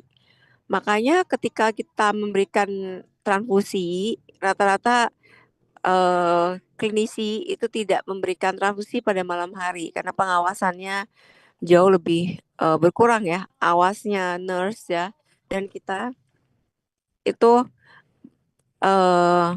berkurang ketika diberikan malam hari. Jadi kita memilih untuk pemberian transfusi itu adalah pada pagi, siang hari, di mana semua lebih alert. Mengurangi resiko juga salah transfusi, walaupun sudah ada pada pasien-pasien yang banyak gitu ya, berat-berat semua ditransfusi, ada resiko juga salah memasukkan, itu juga mungkin, yaitu human error. Nah, untuk mengurangi resiko-resiko itu, kita memilih transfusi pagi, plus juga harus segera siap untuk resiko terjadinya reaksi alergi berat ya, anafilaksis pada akibat transfusi. Itu untuk anafilaksis. Untuk yang tadi kan ikterik, tetanus ya. Nah, kenapa kok bayi nggak langsung dikasih ini aja vaksin gitu ya? Menurut imunologi vaksin, ilmu imunologi vaksin, maka secara natural bayi itu harusnya memiliki proteksi antibodi dari ibu. Nah, dan itulah harusnya kenapa ibu-ibu yang hamil itu sudah memiliki kekebalan terhadap tetanus. Yang dipersiapkan itu adalah justru sebelum prakonsepsi. Nah, kalau memang prakonsepsi belum vaksin sama sekali, maka bisa dilakukan duante kehamilan. Dan ketika dilahirkan, dia itu tetanus gitu ya, kenapa kok nggak dikasih? Nah, karena penyakitnya adalah toksin ya, toksin. Jadi yang kita berikan tuh justru adalah antinya. Jadi kita boleh memberikan imunoglobulin tetanus ya pada bayi sakit berat karena tetanus, plus juga antibiotik untuk mematikan kumannya. Dan kontrol source infeksi wajib. Kalau misalkan di umbilicus, ya umbilicusnya harus dirawat luka. Kalau misalkan itu akibat misalkan OMSK lama, itu juga harus dibersihkan ya. Jadi source control itu harus dibersihkan. Atau adanya misalkan luka ya pada anak-anak yang lebih besar yang bersifat anaerob, hati-hati, ini kuman ini kan anaerob ya, dia harus dibuka, ada perawatan luka terbuka. Nah, hal-hal seperti itu. Ya, itu aja sih tambahan dari saya. Baik, terima kasih kepada Dokter Yani dan Dokter Rima. Mungkin saya lanjutkan untuk presentasi selanjutnya oleh kelompok 9. Kepada kelompok 9 dipersilakan presentasi dalam waktu 10 menit. Terima kasih. Baik, terima kasih. Sebelumnya izin perkenalkan, nama saya Karina dengan NIM 223032. Di sini saya perwakilan dari kelompok 9 untuk membahas case report dengue shock syndrome with recurrent shock and obesity in children. Ini bisa di next. Ini anggota kelompok kami. Kemudian jadi virus dengue sendiri ini merupakan virus dari jenis valvirus yang memiliki 4 serotype yang menjadi penyebab demam dengue dengan morbiditas dan mortalitas yang tinggi secara global. Dengan vektor penularannya ini dari nyamuk Aedes. Kemudian ada dengue shock syndrome. Jadi DDS ini satu manifestasi klinik paling berbahaya dari infeksi dengue yang ditandai dengan kebocoran plasma berat akibat peningkatan permeabilitas vaskular dan membuat adanya penurunan volume intravaskular secara progresif. Kemudian ada obesitas. Jadi obesitas menumpukan lemak abnormal yang berlebihan dan dapat menimbulkan berbagai masalah kesehatan. Nah, pada pasien obesitas, produksi interleukin dan tumor necrosis factor atau TNF ini meningkat. Nah, TNF ini sendiri dapat menyebabkan kebocoran plasma yang berat melalui peningkatan permeabilitas kapiler, sehingga pada pasien obesitas ini mengalami infeksi dengue yang resikonya lebih tinggi untuk mengalami dengue shock syndrome. Next. Kemudian kita ke SOP dari kasus tersebut. Jadi ada subjektifnya, ada anak laki-laki usia 5 tahun dengan keluhan demam sejak 4 hari sebelum masuk rumah sakit.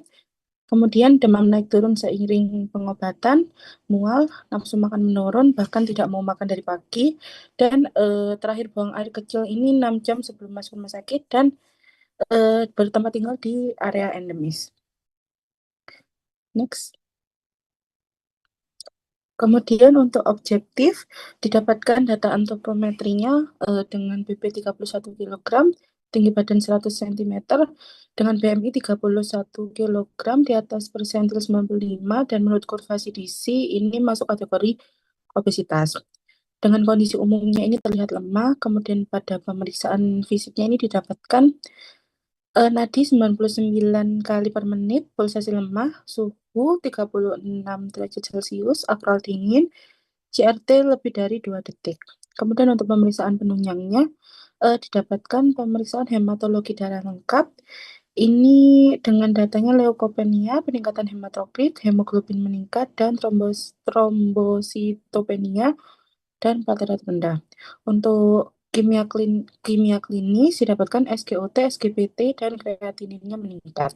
Kemudian untuk elektrolitnya didapatkan hasil natriumnya rendah. Next. Kemudian ini monitoring berkala dari kasus tersebut. Bisa di next. Kemudian untuk asesmennya, untuk working diagnosisnya ini dengue shock syndrome dan obesitas. Untuk prognosisnya pada anak dengan obesitas yang terinfeksi demam berdarah ini meningkatkan resiko dari DSS tersebut. Next. Kemudian dilanjut ke penatalasaan pada kasus tersebut. Nah, yang pertama itu kita melakukan tata laksana oksigenasi nasal kanul 2 liter per menit dan ringer laktat 10 mili per kilogram BB atau 310 cc dalam 30 menit. Kemudian injeksi 25 mg ranitidin dan 4 mg ondansetron. Nah, di monitoring ini didapatkan nadi tetap lemah, akral dingin, leukopenia, peningkatan hematokrit, hemoglobin meningkat, dan plateletnya menurun. Kemudian dilanjutkan dengan tata laksana RL resusitasi cairan lanjutan RL 300 ml dalam 30 menit dan 2 jalur intravena dengan masing-masing 300 ml dalam 30 menit. Dan hasil monitoringnya didapatkan kondisi umumnya tetap lemah, kemudian tekanan darahnya 122/98 mmHg dengan nadi 150 kali per menit, teraba lemah dan akralnya hangat. Next. Kemudian selanjutnya dilakukan digunakan di unit perawatan intensif pediatri dan pemberian oksigenasi nasal kanul 4-5 liter per menit dan dilanjutkan dengan resusitasi cairan lanjutan RL IV 300 ml dengan 2 jalur masing-masing 150 dalam 1 jam. RL 250 cc IV dengan 2 jalur 125 ml per masing-masing dalam 1 jam dan dilanjut 150 cc RL IV dengan masing-masing 75 ml. Kemudian dilanjutkan cairan maintenance RL 90 ml per jam. Dan pemberian ondansetron 3x3 mg IV, ranitidin 2x30 mg IV, dan paracetamol 4x300 mg IV. Dengan monitoring ini ditemukan penurunan kondisi tekanan darah 135/128 mmHg dan nadi 184 kali per menit teraba lemah, kemudian akralnya kembali dingin dan CRT-nya lebih dari 2 detik. Kemudian dilanjutkan untuk additional resuscitation dengan ringgir laktat 600 ml, 300 ml tiap jalurnya dalam 1 jam. Dengan monitoringnya hematokritnya ini meningkat, kemudian hemoglobinnya 17,3, kemudian plateletnya rendah 65/103. Next. Kemudian dilanjutkan untuk galafusal pada line pertama 300 ml per jam dan ringelaktat pada line kedua 90 ml per jam selama 30 menit dan 5 mcg per kilogram BB per menit itu 2 ampul dabutamin diencerkan dengan 50 ml 0,9% NaCl trip dengan kecepatan 0,9 ml per jam. Itu didapatkan monitoring plateletnya di bawah normal dan hemoglobinnya turun menjadi 12,8. Kemudian dilanjutkan lagi dengan ringgir laktat 150 cc per jam, masing-masing 75 cc per jam di masing-masing jalur selama 4 jam.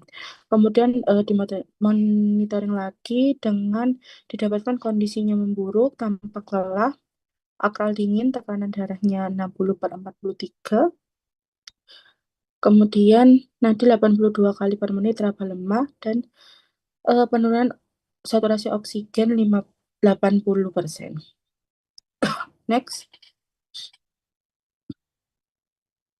Kemudian dilanjutkan dengan tata laksana 300 ml galfusal dalam 30 menit dengan didapatkan monitoringnya ini tekanan darahnya menjadi 129/70 mmHg.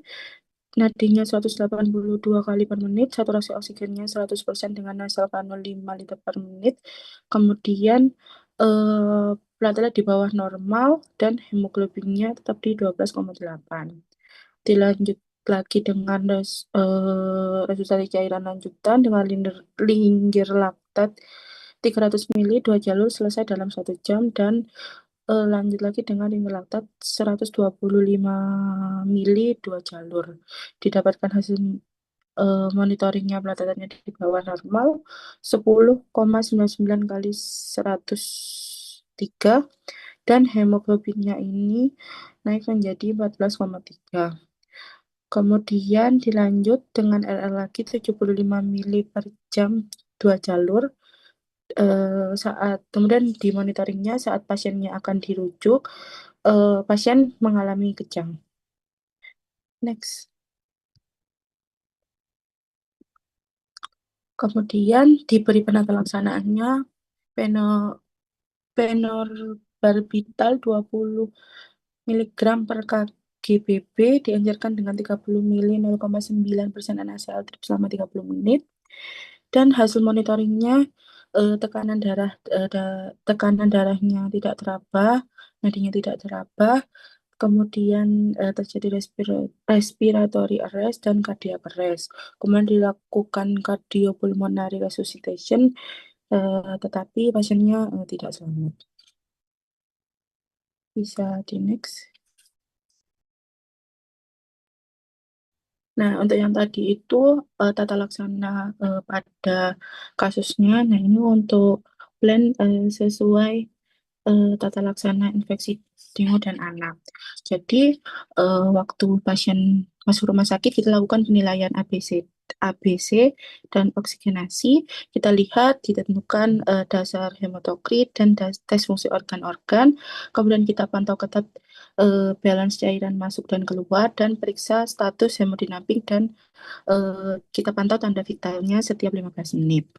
Jika pasiennya ini nanti dalam shock hipotensi, kita berikan isotonis kristaloid atau koloid bolus 20 ml per kilogram dalam 15 menit. Lalu kita lanjutkan dengan pemeriksaan status klinis. Apakah statusnya hemodinamik pasiennya ini membaik atau tidak. Nah, kalau status pasiennya ini membaik, bisa di-scroll agak ke bawah. Nah, jika status hemodinamiknya pasiennya ini membaik, kita berikan kristaloid isotonis atau koloid infus 10 ml per kilo selama 1 jam, dan kita periksa ulang. Nah, terus kita lihat lagi status klinisnya ini membaik atau tidak. Kalau iya, nanti kita kurangi cairan kristaloidnya secara bertahap. Kemudian kita lihat cairan masuk dan output urinnya ini adekuat atau tidak. Kemudian hatinya turun mendekati normal atau sedikit di bawah normal, dan klinisnya ini stabil, kita hentikan cairan kristaloid isotonisnya. Tapi kalau dari status klinisnya tadi ini pasien tidak membaik, kita ulang untuk pemeriksaan hematokritnya ulang dan kembali ke alur yang pemeriksaan ulang status klinis yang A, yang di atas.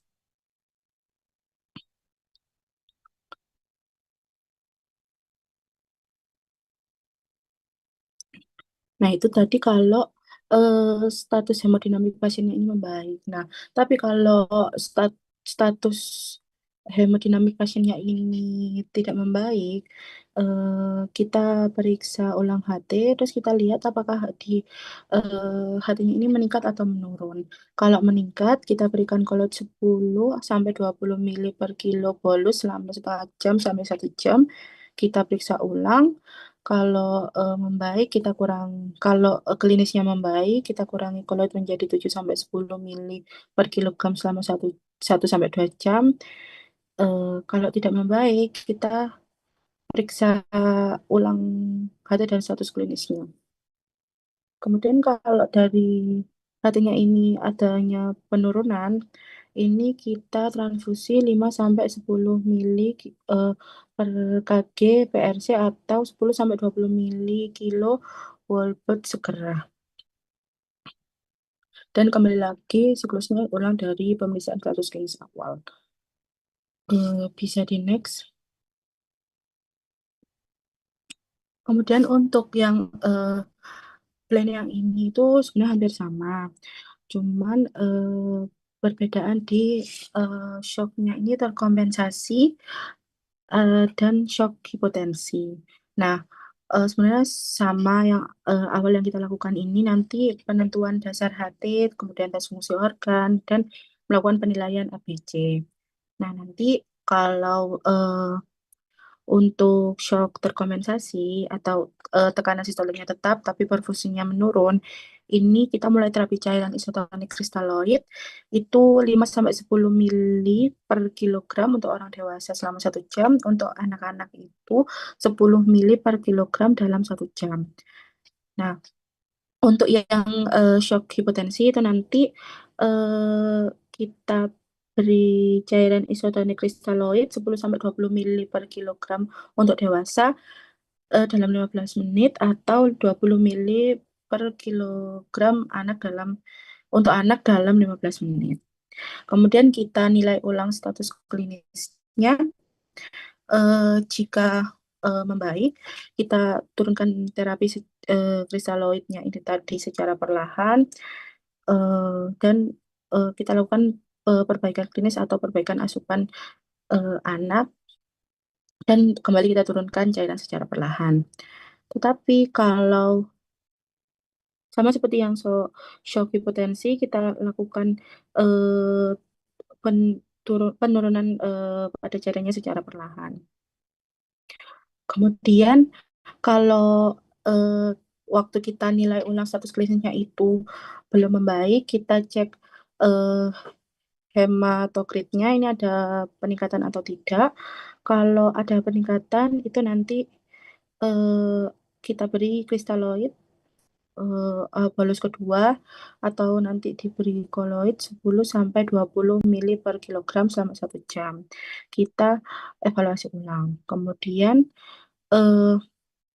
kalau pas waktu kita cek hematokritnya adanya penurunan pada HT, terus kita cek lagi apakah ada pendarahan berat atau tidak. Kalau ada, kita lakukan transfusi segera. Kalau tidak ada, kita kembali untuk resusitasi cairan menggunakan koloid, dan evaluasi untuk pertimbangan transfusi darah jika tidak ada perbaikan klinis. Kemudian jika tidak membaik setelah pemberian cairan, kita cek ulang status dan hematokrit. Jika ada tanda kelebihan cairan, kita mulai pemberian vasoaktif, terutama inatropik. Mungkin untuk sekian dari saya. Mungkin bisa dilanjut mapping yang dilanjutkan oleh teman saya. Terima kasih.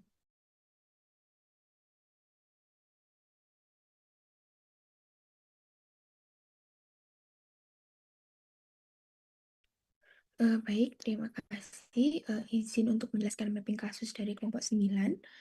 Baik, yang pertama, anak dengan usia 5 tahun dengan IMC atau BMI 31 kg yang berarti dia obesitas. Mungkin bisa digeser ke kanan.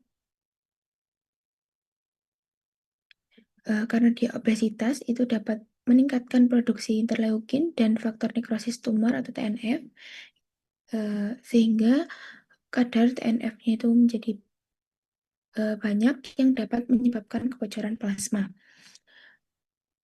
Bisa digeser ke kiri. Baik, pasien datang dengan keluhan demam sejak 4 hari sebelum masuk rumah sakit dan pasien mengalami shock berulang.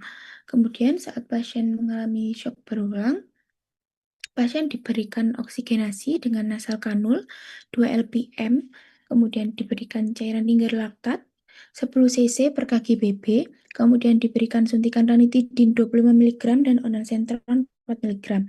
Kemudian dilakukan evaluasi 30 menit pasca resusitasi, ditemukan bahwa denyutnya masih lemah dan ekstremitasnya dingin. Dilakukan resusitasi cairan lanjutan dengan 2 jalur IV. Jalur pertama 300 cc RL, jalur kedua 300 cc RL juga, yang dihabiskan dalam waktu 30 menit. Dievaluasi, keadaan umumnya masih lemah, tekanan darahnya 122/98 mmHg, nadinya 150 kali per menit, lemah dan aktral hangat. Kemudian dimasukkan picu untuk dilakukan terapi lanjutan. Yang pertama diberikan cairan, ada RL 300 cc per jam, di 150 cc di jalur 1, 150 cc di jalur 2 selama 1 jam. Kemudian yang kedua ada RL 250 cc, 125 cc di jalur 1 dan 125 cc di jalur 2 yang dihabiskan selama 1 jam.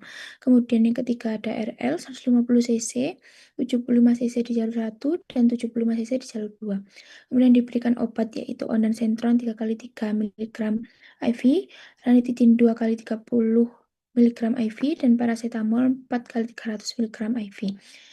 Kemudian Ditemukan bahwa pasien mengalami perburukan pertama dipicu dengan pasien mengalami gelisah, tekanan darah 135 per 128 mHg, kemudian nadinya 184 kali per menit, lemah, akral dingin, dan CRT-nya lebih dari 2 detik. Kemudian ditemukan bahwa adanya perburukan hemodinamik yang progresif dan terjadi shock yang refraktor sehingga memerlukan inotropik. Kemudian pasien mengalami kejang dan henti jantung, sehingga kejang itu diberikan fenobarbital 20 mg per kg-BB yang diencerkan dengan 30 cc NaCl dan diteteskan 30 menit. Kemudian ditemukan bahwa tekanan darah pasien tidak dapat diukur dan nadinya tidak teraba, dan pasien mengalami henti nafas dan henti jantung. Kemudian dilakukan RJP, tetapi RJP yang dilakukan tidak berhasil dan pasien dinyatakan meninggal dunia. Mungkin bisa kembali ke atas.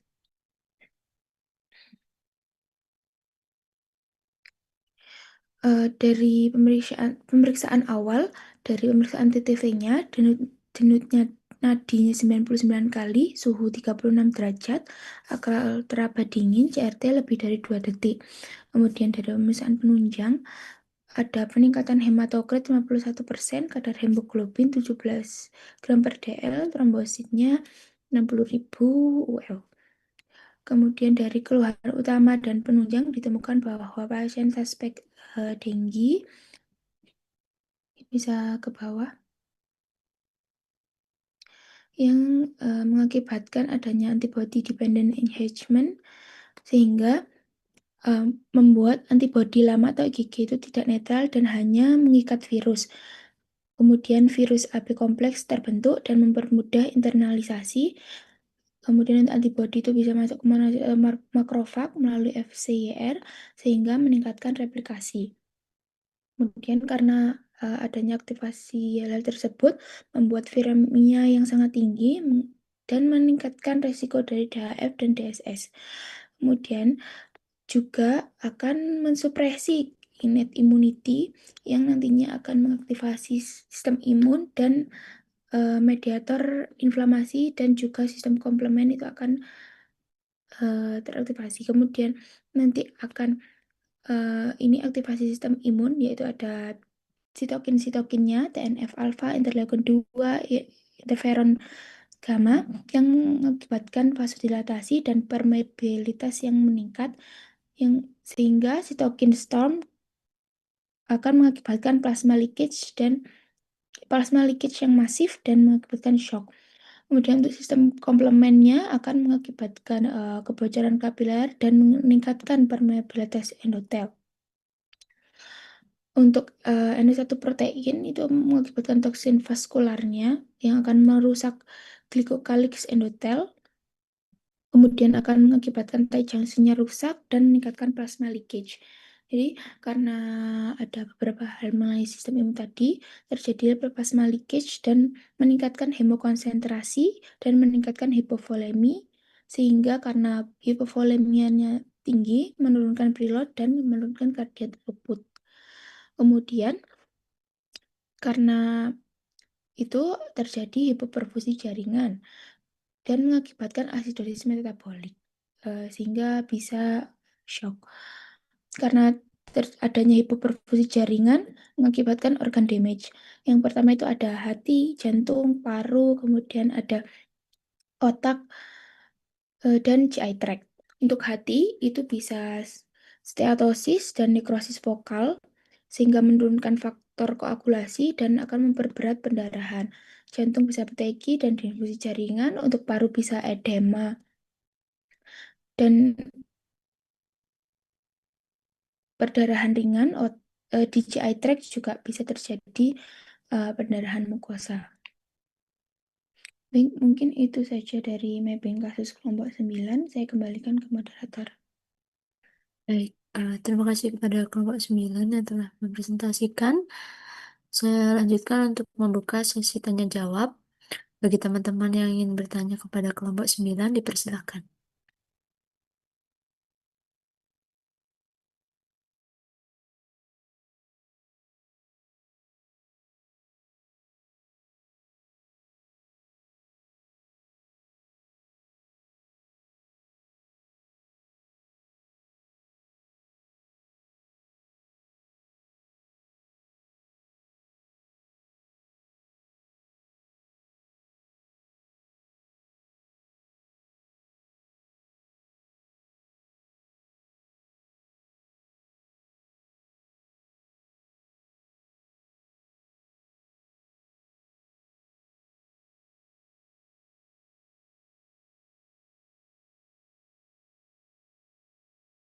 Bagi teman-teman, dipersilakan bertanya kepada kelompok 9. Izin bertanya. Sebenarnya perkenalkan saya Aurelia Jovanka dengan NIM 223093 dari kelompok 4. Izin bertanya untuk kelompok 9. Mungkin bisa dijelaskan ya, kenapa jaringan adiposa itu pada pasien yang obesitas itu bisa memperburuk kebocoran plasma dan juga memperburuk perkembangan DSS. Mungkin bisa dijelaskan dari mekanismenya. Baik, terima kasih untuk kelompok 9. Bisa dicatat untuk teman-teman yang lain, silakan bertanya kepada kelompok 9. Baik, izin bertanya. Saya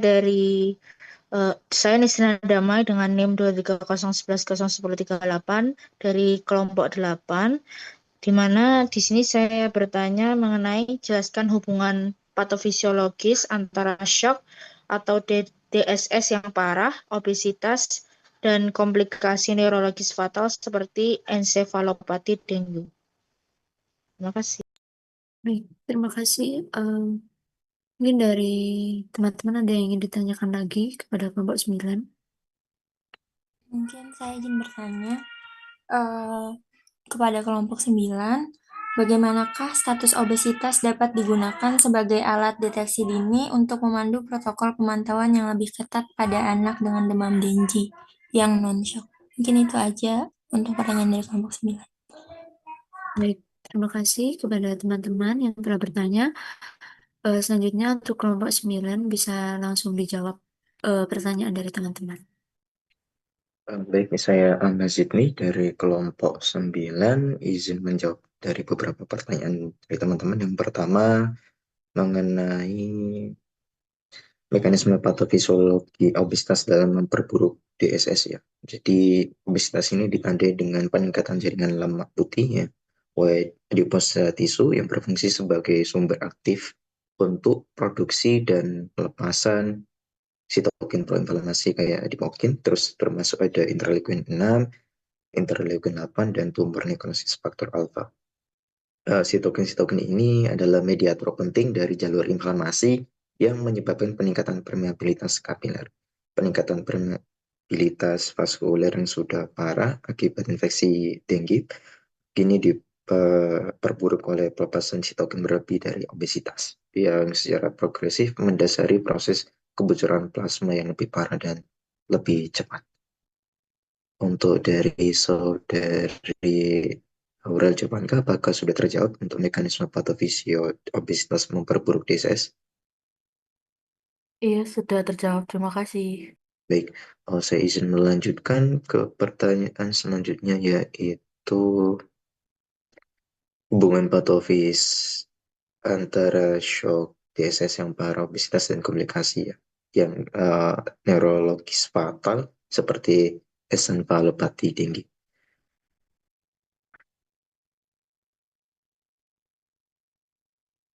Jadi komplikasi neurologis seperti encephalopati ini menyebabkan kejang pada DSS yang parah dan obesitas dapat terjadi melalui beberapa jalur. Jadi jalur yang pertama kayak hipoperfusi cerebrum, shock yang berkepanjangan atau berulang pada DSS ini menyebabkan penurunan drastis suplai darah dan oksigen menuju ke otak dan memicu encephalopati iskemik. Jadi ada yang kedua ada jalur peradangan dan yang diperkuat.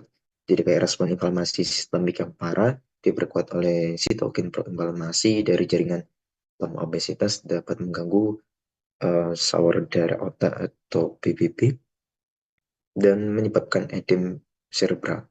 Terus ada jalur yang disfungsi hati sekunder. Kerusakan hepar yang sering terjadi pada dengue berat dapat menyebabkan akumulasi toksin, misalnya amonia yang memicu encephalopati hepatit. Dari yang bertanya Nisrina Dami sudah bisa terjawab kan? Iya, makasih sudah terjawab. Baik. Selanjutnya pertanyaannya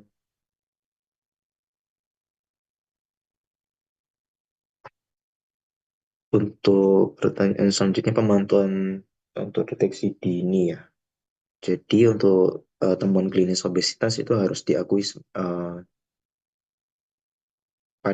terutama pada anak-anak dengan dengue yang diagnosisnya obesitas atau BMI-nya lebih dari persentilnya 95, itu harus dikenakan protokol pemantauan yang lebih ketat. Pemantauannya ada pertama evaluasi tanda-tanda vital yang lebih sering, pemantauan kadar hematokrit, trombosit, enzim pada hepar. Terus ada deteksi dini, tanda-tanda peringatan seperti kayak mual, muntah berulang sama nyeri pada abdomen. Digunakannya deteksi dini ini memungkinkan pengobatan yang lebih awal ya, dan resusitasi cairan yang cepat untuk mencegah progresi menjadian masuk kelas shock. Dari pertanyaan Riha, apakah sudah menjawab? Sudah bisa dijawab. Terima kasih banyak. Baik, terima kasih. Saya kembalikan ke moderator. Baik, terima kasih atas jawabannya kelompok 9. Selanjutnya dari Dokter Yeni dan Dokter Rima, apakah ada feedback atau pertanyaan nih dokter?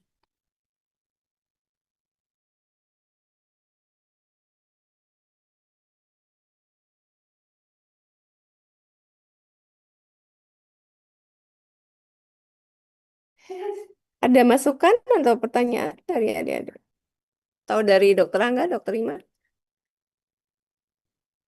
Belum, Dok.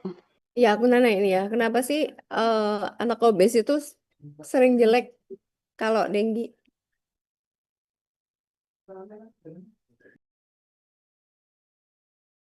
Hati-hati kalau kita punya pasien demam denggi, itu dengan obes itu udah takut gitu ya.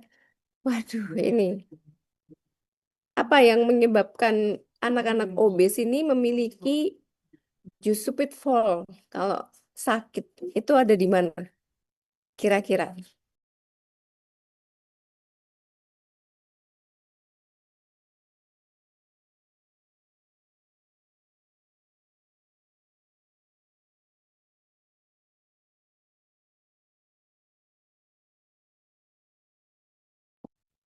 Izin menjawab dokter, mungkin karena potensi kebocoran plasmanya bisa lebih parah.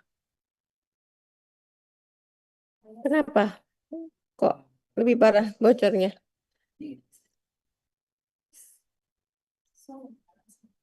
Sampai sekarang saya nggak balik. Dia nggak bisa,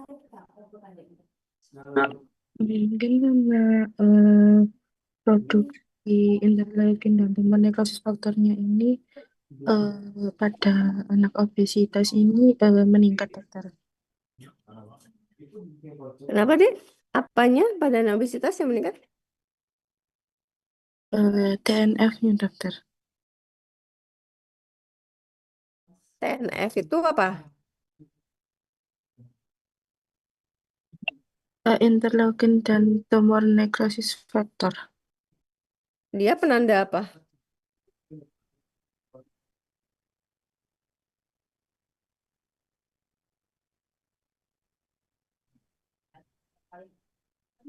Penanda pada sitokin proinflamasi. Jadi yang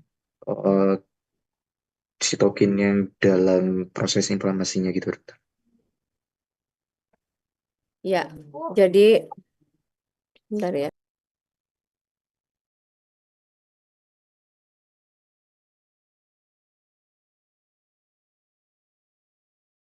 Ya, kalau lihat imunologis ya, mereka memiliki sitokain proinflamasi yang lebih reaktif ya dibandingkan dengan anak-anak gizi baik ya. Dan buat kita klinisi, kenapa dan orang awam pada umumnya, kenapa kok kasus-kasus denggi yang berat itu seringkali terdeteksinya telat gitu. Karena anak-anak obesitas ini memiliki subcutaneous fat yang tebal ya, itu pertama. Sehingga tanda-tanda adanya hipovolemiknya itu jadi nggak terdeteksi pada fase-fase awal gitu. Dia tuh masih bones ya, ininya juga nggak akan ada tanda-tanda ya. Tapi sering sekali kemudian datang dengan kondisi yang jelek. Dan respon terhadap treatment itu juga jauh lebih kurang dibandingkan anak-anak yang non obes. Badai sitokainnya juga lebih hebat, yaitu ya proinflamasinya juga lebih hebat, sehingga obesity children ini memiliki resiko kalau shock itu benar-benar prolong. Udah prolong, habis itu aman gitu ya, bisa recurrent. Jadi kita nggak seneng ya, kalau makanya itu obes itu sama seperti gizi buruk, jadi mal ya. Yang deficient itu sulit, yang kelebihan pun sulit gitu.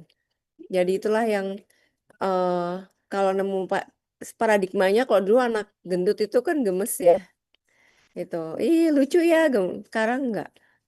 Kalau punya anak yang obes itu kan harusnya jauh lebih cemas dibandingkan dengan anak kita lebih mudah gitu ya, masih mengatasi gizi kurang yang kita naikkan sampai kemudian gizi baik, ketimbang membuat anak obes itu menjadi gizi normal itu jauh lebih challenging. Dan resikonya dalam perjalanannya ketika pasien-pasien obes itu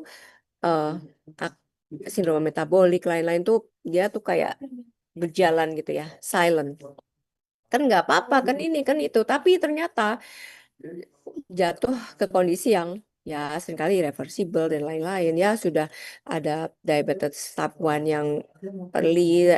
Sekarang kan diabetes type 1 nggak cuma pasien kurus ya, pasien obes pun ternyata memiliki tendensi mengalami diabetes type 1. Jadi ya begitu. Dan nggak cuma untuk DSS ya, untuk penyakit-penyakit lain. Diare aja, kalau udah obes itu jatuh udah datangnya shock. Kenapa? Ibunya nggak tahu kalau udah dehidrasi, nggak cowong ya, turgornya bagus ya, karena itu klinikalnya itu di mereka punya reserve di subcutaneous fatnya baik, jadi nggak kelihatan kisut itu, jadi nggak kelihatan aja itu. Jadi itu hal-hal itu yang membuat jadi pitfall untuk total pengenalan dini ya, early rekognisi pada pasien-pasien anak dengan obes. Itu untuk lain-lainnya sama ya. Tata laksana adalah kalau yang demam DSS ini adalah cairan. Kalau sudah tidak respon dengan cairan, maka boleh ditambah dengan inotropik. Jadi combine treatment. Kalau sudah intravaskularnya dinyatakan cukup, nggak bisa lagi karena resiko adanya edema paru ya. Terus kemudian udah, tapi ternyata kok belum bagus ininya sirkulasi, maka dikombinasi dengan inotropik. Apa dikurang? Iya ini ya ininya.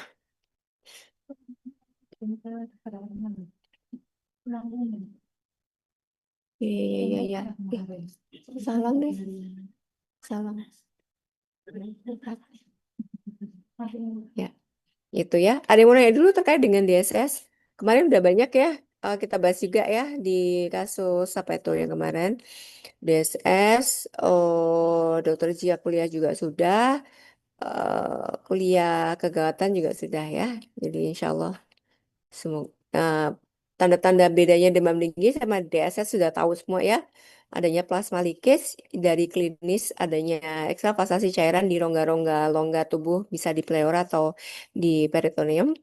Kemudian kalau laboratory findingnya adalah hematokrit lebih dari 20%. Cara mengukur hematokritnya sudah tahu juga. Kalau di radiologinya begitu kenampakannya ya, mengukur tinggi itu. Aku ikut 2 Zoom ternyata. Bentar satunya tuh.